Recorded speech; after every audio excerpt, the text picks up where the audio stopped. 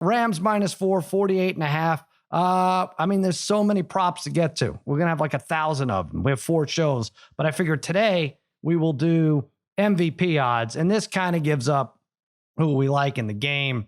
I'll tell you right now, I'm going with the Bengals. And I thought about it last week. I'm like, I don't have a good feel. I've convinced myself that I really think the Bengals are going to win this game and certainly cover 4. I think that line's big enough. And Burrow, it begins and ends with the quarterback. I love what I see out of Burrow.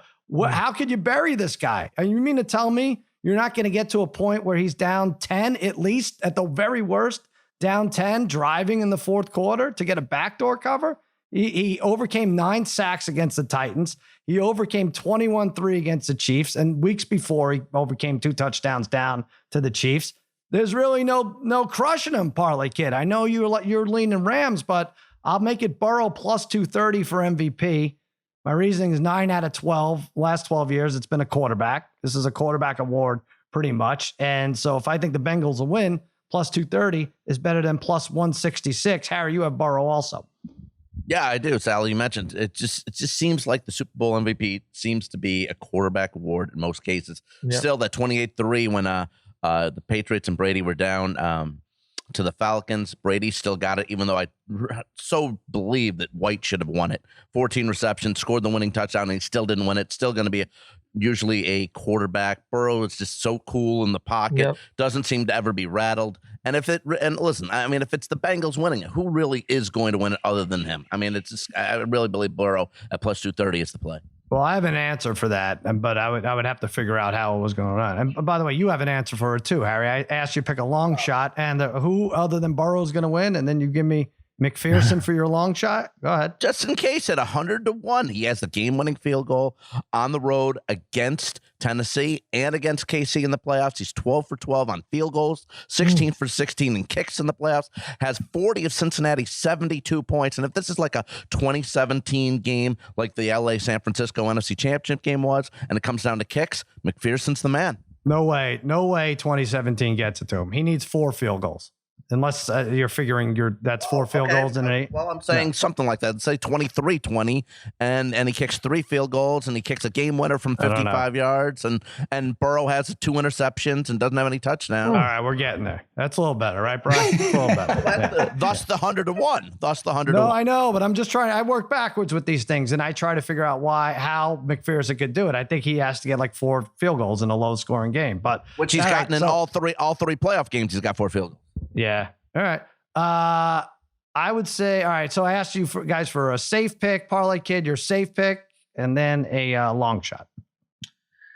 Yeah. I again, I don't, when you say safe, I'm not giving you quarterback odds here, Sal, if I were to go to Stafford or Burrow, but I've maintained all along. I think Cooper Kupp, right.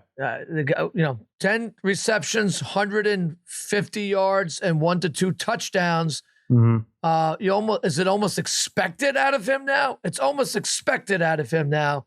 I know you could argue, well, if he has those numbers, what kind of numbers is Stafford going to have? His numbers could be phenomenal, right? If Kupp's putting up those numbers. Yeah, that's possibly true. But I just think this is Kupp's time. He's uncoverable. He seems to be wide open. Even when teams should be doubling him, he goes for 10 catches, 130 plus yards, a touchdown, maybe 2. He gets the MVP here, Sal. So that's, I mean, he's obviously not one of the top 2 favorites, but where is he odds wise? Wait, I'm trying to think. I'm looking at, he is 5 plus 550. Plus 550. Yeah. Yeah. It's come down from when I talked to him about him last time, but I'll take that plus 550. I can't. I think he has to do a little better than that. I think he has to have 2 or 3 touchdowns, and I think Stafford has to have an interception or 2, and the Rams still win. I think that's kind of for the quarterback, for the receivers. If you look at the receivers in the past. All right, Bri, who's your safe? I don't really give you a safe one. I was like, this game, I don't really, I didn't necessarily want to go jump with Stafford at like plus 120. You guys had Burrow already here. So I was going to go. There's two guys I like. They're both really long shots. Because once you get past Kupp at the third, they're kind of all long shots in this game, right? So I was looking at Chase at 25-1. Now this is, I know Harry was saying like if if the Bengals win, Burrow's going to get it, right? But this is more about like yards after the catch. There is a scenario where Burrow's maybe throws 2 touchdowns, but maybe those 2 touchdowns are to Chase. Maybe he has like 70 yards after the catch on the 2 big plays, especially if he has maybe beats Ramsey for a big play in this game. Because I guess that's the thing. If the Bengals win this game, though, I don't necessarily see Burrow having like a 4 touchdown game. I think maybe a little bit more like Harry was saying, it might be a little bit low scoring and Burrow throws 2 touchdowns. But if Chase has 150 and a touchdown there, or 2 touchdowns, or makes 1 big play for a touchdown, I could easily see him getting it at 25-1. All right. And then you have Akers on the other side, right? Now he probably can't fumble like 6 times in this game. Well, I've mentioned Akers now for the last couple of weeks. I gave him out 2 weeks ago when he was 60-1. I'm going to live and die by him again.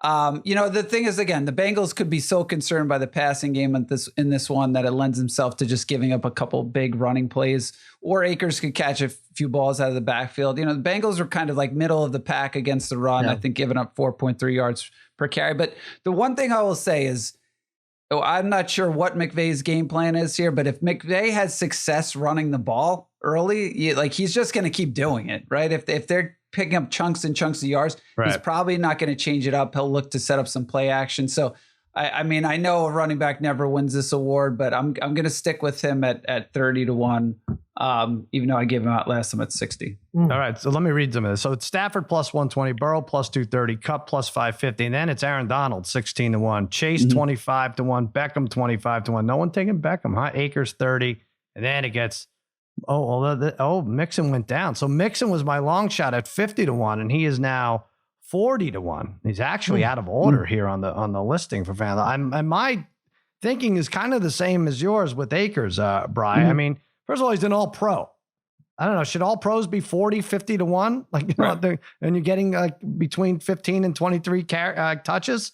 He had 4 games this year where if you brought those stats to the Super Bowl, he'd almost definitely win MVP, I think. And again, it would have to be a 23, 17, 23 type 20 where he breaks one and he has 2 touchdowns, but he could do it. 2 TDs in a low scoring game. Give me Mixon 40-1. I saw him at 50-1. Get him at right in there. Parlay Kid, you have a defensive player right there for MVP. Yeah, yes, long and maybe you could look up his odds right now. So I'll see if they've changed it all. I'm going to go with Jalen Ramsey, Sal. What'd you have it at? It's 80-1 now. Oh, is it 80-1? Oh, yeah. I actually thought it was literally at 100-1 at one point, but that makes sense. 80-1's about right. This is a long shot, but I think Joel the other day went through the amount of defensive players who have won the MVP, and there have been several. Of course, Larry Brown for us comes to mind when we think Von about Miller a defensive most recently, back. right? Okay, yep. It happens. So why not think of a guy who maybe gets an interception or 2, maybe returns one for a touchdown at 80-1? I'll sprinkle a little bit of money on him. Also, Jackass Forever. I'm not sure that his performance in that movie will be weighed a factor in the Super Bowl MVP voting, but he did a great job in that opening. Laid out one of the Jackass guys right there. All right, there is odds on a losing team, an MVP from the losing team, 55-1. Not worth it. It's only happened once, right? So actually, those are true odds, right? If it's happened once in 55 games. Yeah, there you go. That's the way to do it. You think that'll ever happen again? I don't know. I look back and why it happened that game. There's a lot of politics involved. I'm not sure how it ever happened. All right, let's pick a defensive player prop. Again, there's so many, thousands of these. I don't even know where to start. But I'm going Leonard Floyd, first sack. He had 9.5 sacks this year, which is 18th in the league. So you're like, okay, there's 17 guys ahead of him. Guess what? Only 2 guys ahead of him are playing in this game, Trey Hendrickson and Aaron Donald, who will likely get double teamed. And, we know what it is with Donald, but I don't know. I just feel like if he's the third bat, like you got 11-1 for first sack. If he's like top 2, top 3, I know Von Miller also has 9.5, but if you're in the top 3 pass rushers / sackers, why are you 11-1 for first sack, which is kind of fluky anyway? You can get there. Leonard Floyd, first sack, 11-1 for the Rams. Brother Brian, you're going more traditional route. Yeah, I do love this bet. We talk about like the first the first touchdown Mm-hmm. bet, but this first sack bet is a really fun one too, right? You definitely get some good odds because, like you said, Floyd's a good one at 11-1. Plus, you could take Floyd at 5-1, I think, to be the first Rams guy with the sack. But I'm actually going to take Donald for the Rams' first sack. So I think that's at plus 220. I think it's plus 330 for the game. But again, fun one, decent odds.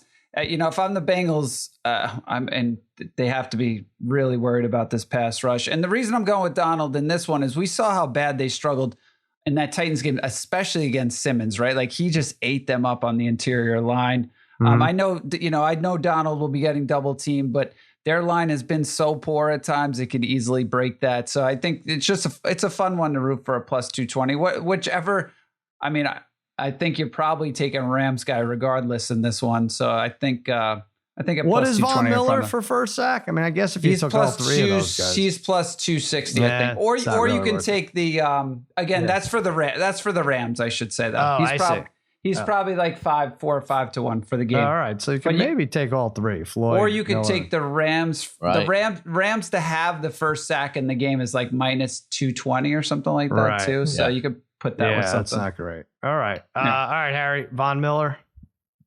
Yeah, I'm going to take him over 4.5 tackles for the game at plus 102. He had 5 or more in 3 of his last 4 regular season games. Had 6 versus Arizona in the wild card weekend. And LA went out to get him for this reason, to win a Super Bowl, to compete in the Super Bowl. He's been fantastic in the playoffs, like he did in Denver with 2016. In that Super Bowl, he had 6 tackles, 2.5 sacks in that game, by the way, against Cam Newton. And the game before that, the AFC Championship game against Brady, he had 5 tackles. So Von Miller over 4.5 tackles for the game, and you're getting plus money. All right. And Parlay Kid, you're not targeting a specific player, but this could be good. Interceptions over 1.5. Yeah, over 1.5 at plus 100, Sal. You're talking about 2 quarterbacks that will probably throw the ball close to 35 times each in this game. They both throw interceptions.